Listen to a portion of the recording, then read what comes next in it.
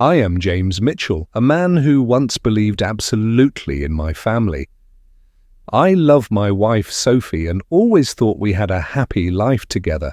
But then things began to change and I didn't realize it until it was too late. With each passing day, I felt something was off. Sophie stopped spending time with our family like she used to. Sometimes she'd come home late, and many evenings she was just absent. She said it was work, but when I tried to ask about the meetings or projects she was involved in, she always dodged my questions. I began to wonder, had her job become an excuse to avoid me? One evening, I decided to check her phone. Every instinct in me screamed not to do it, but the doubts were unbearable. She'd left her phone on the table while she went to shower, and I couldn't resist. As I scrolled through her messages, one name kept popping up. Ryan. I'd heard about him before, but I never thought anything suspicious of it. I opened one of the messages. We're still on for this weekend, right? I miss you. My heart stopped. I couldn't believe my eyes. I told myself it had to be a misunderstanding, but as I went through more messages, they all carried the same tone, warm, intimate, and filled with promises of evenings together after work. My suspicions had become undeniable truths. My chest tightened and my mind reeled. It felt like my world was collapsing beneath me. I couldn't believe Sophie had betrayed me with an old friend.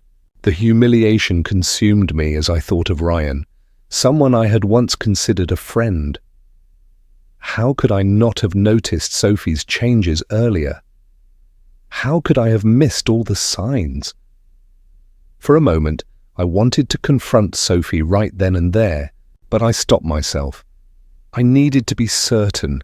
I needed clear evidence to avoid doing something I'd regret.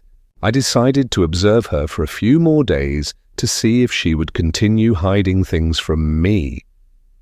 I couldn't let myself be fooled anymore. The following days were filled with unbearable tension. Every time Sophie left the house, a wave of anxiety washed over me. The unanswered calls and texts were like living in a nightmare. One day, Sophie told me she had to meet a business partner to discuss a big project, but I noticed something different.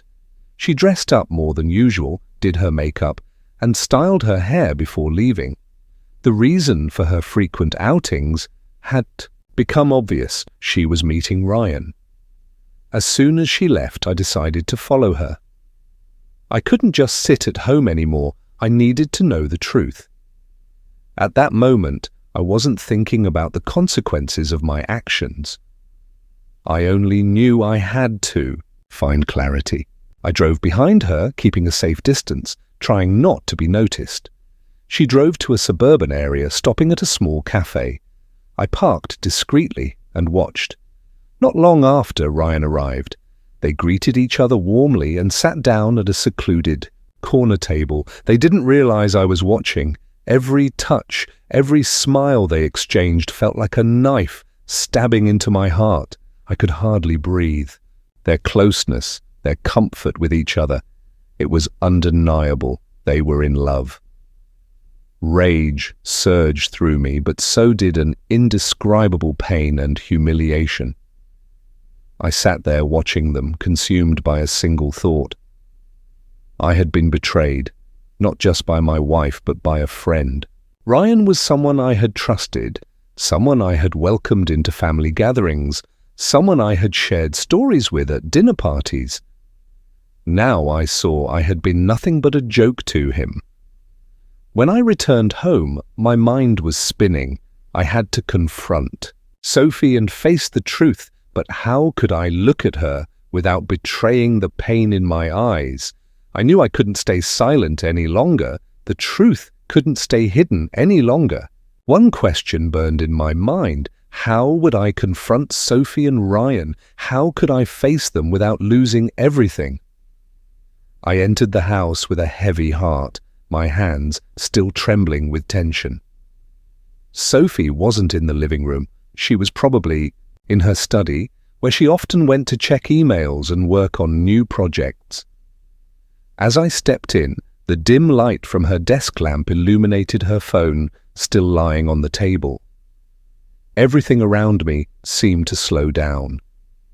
Every sound faded until I could hear only my own breath. With renewed determination, I picked up the phone, not out of suspicion, but to find the truth. My mind felt clouded, but I knew this was necessary. Another message appeared on the screen, but this time it wasn't from Ryan, it was from someone else. The name made my blood boil. Megan, a former colleague of Sophie's. The message was short, but shattered my world. "I miss you. Don't let James find out about us." My heart twisted painfully. Megan, she was involved too. I couldn't believe it. All the words I'd ever spoken about trusting Sophie echoed mockingly in my head. The betrayal was overwhelming, and I couldn't keep calm anymore. The world felt like it had flipped upside down. I sank into a chair, still holding Sophie's phone, unable to comprehend what I was seeing. Ryan and now Megan, they had all deceived me. How long had I been living in this web of lies? When had everything gone so wrong? And why would Sophie do this? Unable to sit with the shame and pain any longer, I stood and walked to her study, a space filled with familiar family mementos. Sophie often worked there in the evenings, but tonight wasn't about work. Everything was about to change forever. The office door creaked open and I saw Sophie bent over her computer. She didn't notice me enter.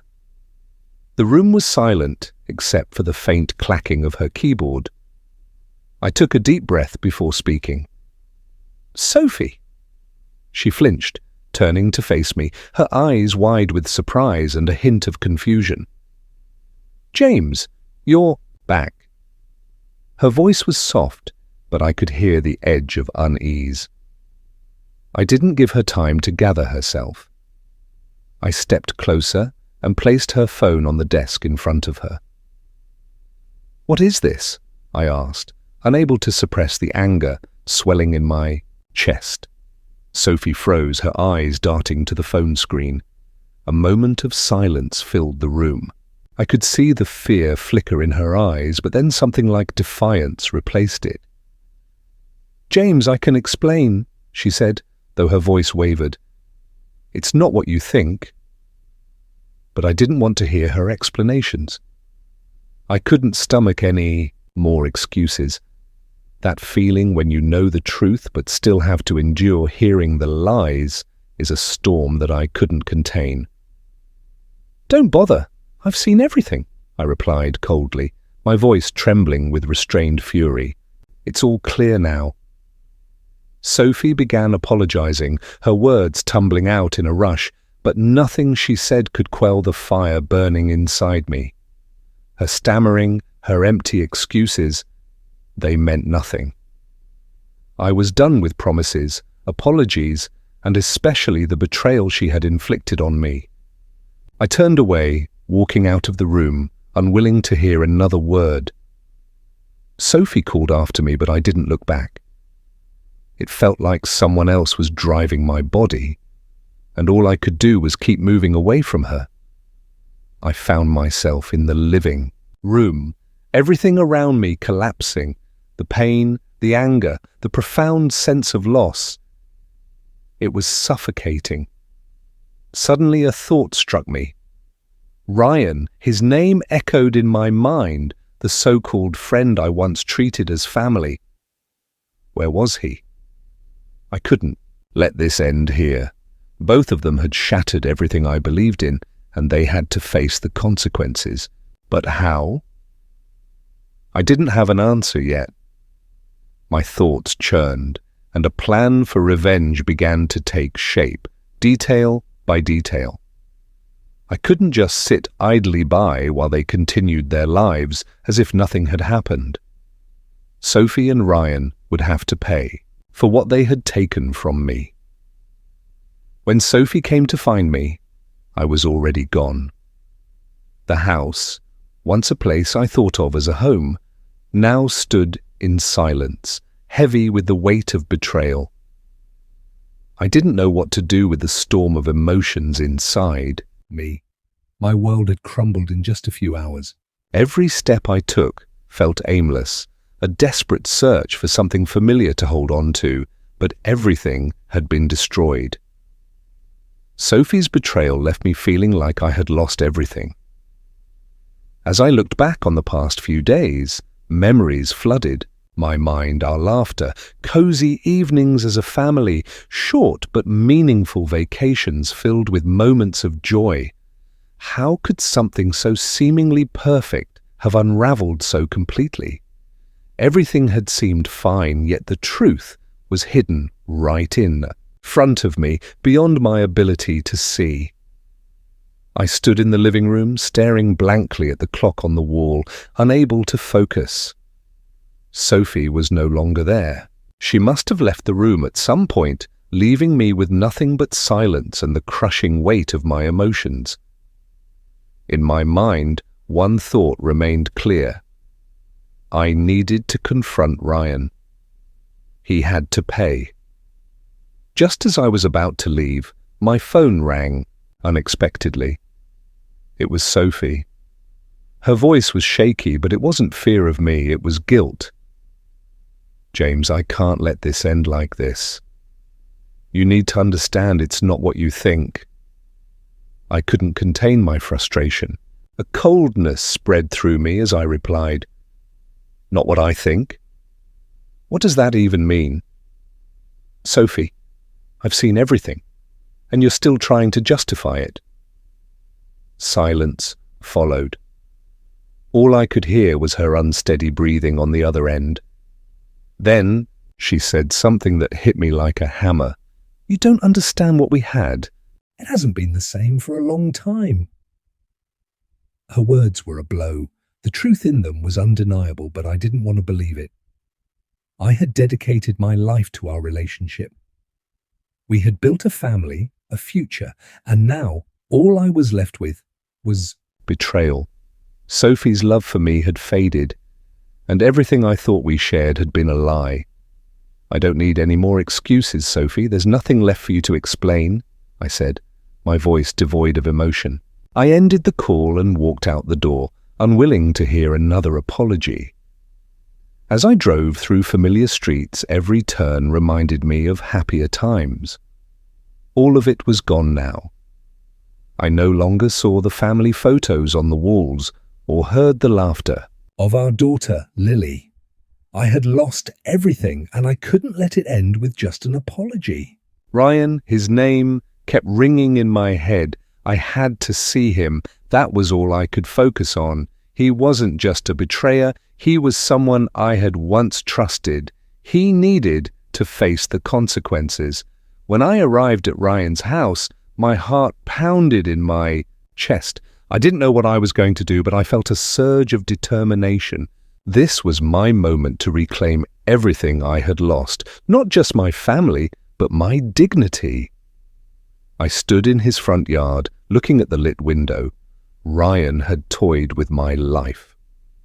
I did not knock on the door. I didn't need an invitation to make him face me. I knew that once I stepped inside, nothing would ever be the same again. Circling around to the back, I found a small window slightly ajar, just enough for me to climb through. At that moment, reason no longer mattered. I only wanted to confront the truth and make my decision. As I entered, I saw Ryan sitting on the sofa, and behind him was a wall adorned with an old family photo, a picture we had taken together during one of my birthdays. A bitter smile tugged at my lips. That photo, once a symbol of friendship, now felt like a monument to betrayal. Ryan noticed me and jumped to his feet. James, it's not what you think, he said. I didn't let him finish. Not what I think, I shot back, my voice sharp with anger. Then what do you call all the messages, the secret meetings with my wife? You didn't just betray me, Ryan. You destroyed my family. He stepped back, his face pale, his eyes filled with fear. "James, I'm sorry." I didn't want his apology. It held no value to me anymore.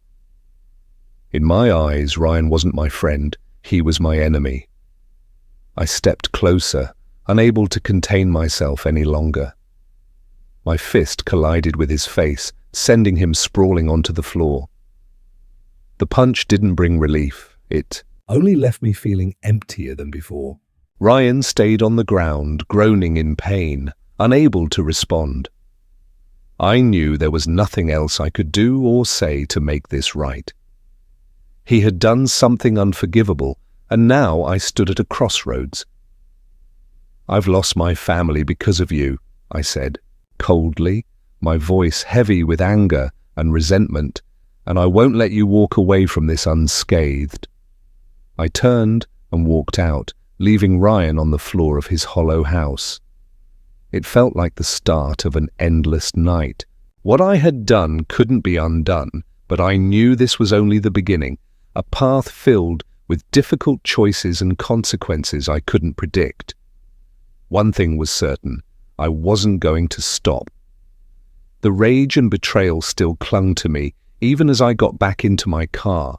Every glance at the rearview mirror showed the reflection of a man I barely recognized. I was no longer James Mitchell, the husband, the father, the man who worked tirelessly to keep his family together. I was a man betrayed, with only one goal left: revenge. That night, I couldn't sleep. My entire body felt taut, as if the anger was building with every passing moment. I didn't just want to ruin Ryan's life. A part of me wanted him to feel everything I was experiencing. This pain couldn't just come and go. If I had to endure it, so would they. Plans began to form in my mind, step by calculated step. I wasn't impulsive. I didn't want to act in a way that would leave me exposed, but I knew the truth couldn't stay buried for long. Ryan would pay for what he had done, and I would ensure he lost everything, just as I had lost my family. I started by undermining Ryan's reputation at work. I'd known for a while that he was ambitious, always striving for promotions, but I also knew he hadn't earned his current position through hard work. I began exposing his weaknesses, carefully leaking minor mistakes and discrepancies I knew about to his superiors. I made anonymous calls to key people in his company, planting doubts about his competence. It wasn't drastic, but it was enough to erode their trust in him. As for Sophie, she would face the consequences of her actions too. I never imagined I'd do this, but I had nothing left to lose. She needed to learn that life couldn't simply go on as if nothing had happened. I reached out to her close friends, the ones she considered her inner circle, subtly planting seeds of doubt about her character. I hinted at her affair with Ryan, weaving it into casual conversations. I didn't need to provide proof, just enough whispers to make them question her. Everything was going according to plan, but part of me felt like I was losing myself. I didn't know how this would end, but every time I looked in the mirror, I saw nothing but a cold stranger staring back at me. Still, I had made my decision. This revenge was how I would reclaim control over my life. Early one morning, I received an unexpected call from Sophie. I didn't know why she was calling in, but I picked up. All I felt was exhaustion, as if this conversation was just another part of the process. "James, I want to meet. We need to talk," she said, her voice trembling. I could hear the anxiety in her tone, the fear of what she knew I might do. "Talk," I replied, my voice icy. "We have nothing to talk about, Sophie. It's all clear now." "You've hurt me more than I ever thought possible." Her silence was heavy, broken only by the sound of her unsteady breathing. Finally, she spoke again, her voice soft and weak. "You can't just ignore me forever, James. You can't just walk away like this." I felt an odd mix of pain and detachment. Between the hurt and the cold resolve, all I could feel was emptiness. But I knew one thing: I was not done. If I stopped now, everything would have been for nothing. "I don't have to listen to anything you say," I said firmly. "Not anymore." "You left first," I interrupted coldly. "You left the moment you chose to betray me. What's left is just me and the decisions I have to face." She was silent for a moment, perhaps unsure of what to say. Finally, she sighed and hung up. I didn't feel relief or satisfaction. All that remained was an emptiness, as if I had lost something vital that could never be recovered. Right after the call, I decided to take a critical step in my plan. I would confront Ryan one more time, not to hit him again, not to do anything drastic, simply to make sure he understood that he couldn't move on so easily. I had mapped out this meeting, and I was determined to ensure he realized that I was the last person he ever wanted as an enemy. As I stood outside Ryan's front door, my heart began to pound. This conversation would be a turning point. I knew everything would change after this moment. Standing there, I felt neither excitement nor anticipation, only a hollow sense of inevitability, as though I had stepped onto a path with no way back. Everything felt poised at a crossroads, and I had no idea where my life would lead from here. I knocked on the door. Footsteps approached from inside, and soon the door opened. Ryan stood there, his eyes red, likely from the pain of the punch. I delivered days earlier, but this time there was no defiance or arrogance. His expression was filled with fear. "James," he said, his voice trembling, "I don't know what to say." "I'm sorry." I stood motionless, saying nothing. His apology was meaningless to me now. His regret held no value. It was far too late for that. "I don't need your apology," I said, my voice cold as ice. "What you need to understand is that what you've done will never be forgotten." Ryan opened his mouth as if to respond, but stopped short, remaining silent. He stood there, powerless to resist, and in that moment I realized something. I didn't need to do anything more. I had done enough to ensure he understood the cost of his betrayal. But I also didn't want to be the kind of person who destroyed others' lives, even if they deserved it. "I didn't come here to hurt you again," I continued, my tone now softer. "I just wanted you to know that I'm done. I don't need revenge anymore. I just need this to end so I can move on." I turned and walked away from his house without looking back. A strange sense of relief washed over me, but it was accompanied by an inexplicable emptiness. My life had completely changed, but not in the way I had hoped. Revenge hadn't brought me peace, it had only made me feel more hollow. When I returned home, I didn't feel triumph or satisfaction. I couldn't blame Sophie or Ryan anymore. They had done what they believed was right in those moments, but now I understood that every action comes with consequences. Sometimes actions born of anger only bring more pain, and I had learned this lesson the hard way. Sophie wasn't home when I arrived. She had left, taking her belongings and the memories with her, leaving only silence behind.